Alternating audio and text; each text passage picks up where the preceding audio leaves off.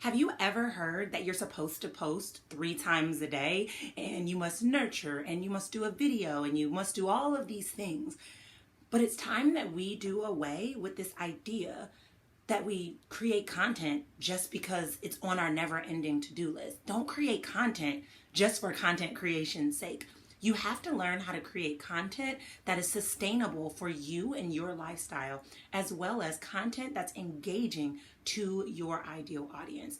It doesn't matter if you post 3 times a day if you're not resonating with your tribe.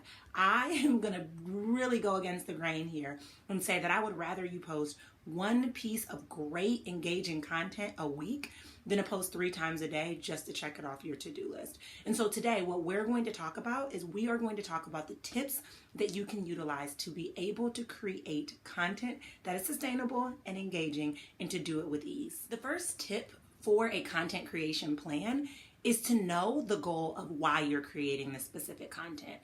I see so many people that just post just to post. And even if I could be honest with you, that was me.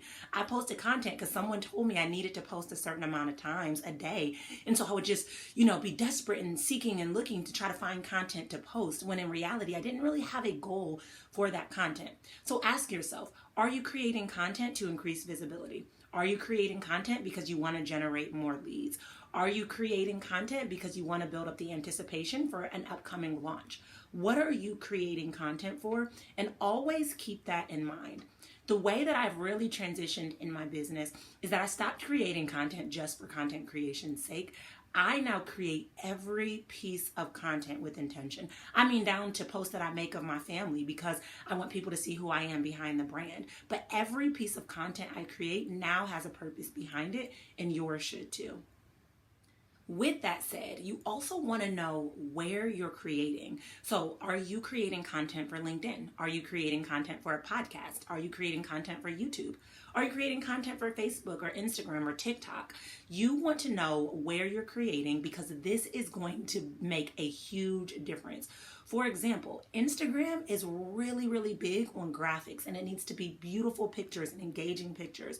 Whereas if you're creating something for like Pinterest, most people on Pinterest understand that if they click your picture or your graphic, that it's going to take them off the site. So they already recognize that the graphic may not be super appealing, but then it's going to move them into a different site and into more information. Whereas Facebook, those are more like long form posts. Twitter has shorter posts. So as you see, content is going to look different on each platform. I highly suggest for my coaches that they pick 2 to 3 platforms that they really want to perfect and they know that their audience is there. And then determine what kind of content you are going to create for those unique platforms.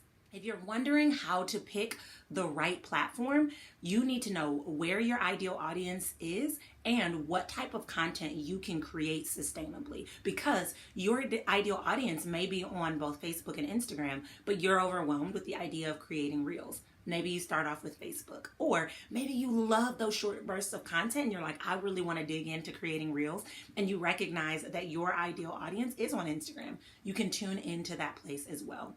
The biggest mistake you can make is try to just jump on all of these social media platforms, because what ends up happening is you spread yourself thin trying to be in all of the places doing all of the things. And it's better for you to pick 1 to 2 places and show up consistently than for you to be on 10 different social media sites and show up never. The next step to a healthy content creation plan is to know your ideal audience inside and out. Having a deep knowledge of your ideal client is so important. It's critical, right? Because when you know who your audience is, you know what their pain points are, you know what they're struggling with, you know what they're seeking, you know how to speak to them. This is why it's so important that you really understand that you can't speak to everyone. You got to know exactly who your person is and speak to that person. The next strategy is to showcase who you are. The biggest mistake that I see in this online coaching space is too many people trying to mirror and match what every other coach under the sun is doing. So this coach posted on a beach. I'm going to post on a beach. This coach posted in a fancy hotel. I'm going to talk about this fancy hotel I went to, right? But is that really aligned with your values? Is that really aligned with who you are behind the scenes? When we talk about the coaching space being oversaturated, because we've all heard it, this is because everyone is copying and doing the same thing. But when you show up authentically as yourself and you leverage that authentic part of yourself, you are in a lane of your own because no one can mirror or match who you authentically are designed to be. One of the things that I do intentionally is I share a lot about what I have to offer, but I also share a lot behind the scenes. So I might share my workout for the day because that was a big part of how my brand was built. I started off talking and doing live when I was doing walks, right? So that was a big foundation, even though I'm not a wellness coach. I share a lot about like my parenting and my children because a lot of the women that come to work with me are also parents.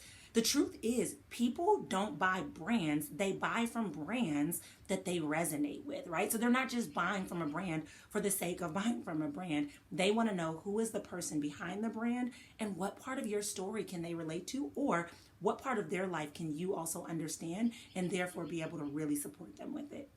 If you're a coach in this online space and the idea of not only understanding what makes you authentically you or how to actually effectively leverage it overwhelms you, don't worry, I got just the thing for you. If you use the link in my show notes, you will be able to access the free What's Your Standout Coaching Strategy quiz. And here you're going to learn how to sink into your gifts, elevate your brand, and expand your passion. So definitely use that link so that you can take the quiz and you are, oh my goodness, going to become that go-to coach because again, no one else will be able to do what you do exactly how you do it. The next strategy for an effective content creation plan is to align your content with upcoming launches and offers. So when you think about what it is that you're going to offer for the year, you essentially want to be able to precede what's coming. So for example, when I am getting ready to launch the Elevate method, I will begin to inform my audience about the different modalities that are included inside of the program. So I may spend a week talking about tapping. I might spend a week talking about neurolinguistic programming and mindset. I may spend a week sharing, different stats about life coaching and the value of it. And the reason that I do this is because I want to be able to bring value to my tribe. I want to be able to bring information to my audience so that when I go to launch, they also understand why this is valuable. So it's very imperative that when you're getting ready to launch something, you don't just show up on the scene ready to sell, but you also create ways to nurture and engage your tribe building up into that point. Finally, the last step to build a thorough content creation plan and to make it sustainable is to repurpose. Repurpose. I am the queen of repurposing. I will take a blog and take that blog and turn it into a YouTube video, strip the YouTube video and turn it into a podcast. And so essentially I'm creating one piece of content that goes across the platform to 3 different areas. And because of that, I'm able to meet my audience exactly where they're at. So if they really love listening to audios, they can tune into the Dr. Nicolia show. If they love YouTube videos, they can watch a YouTube video.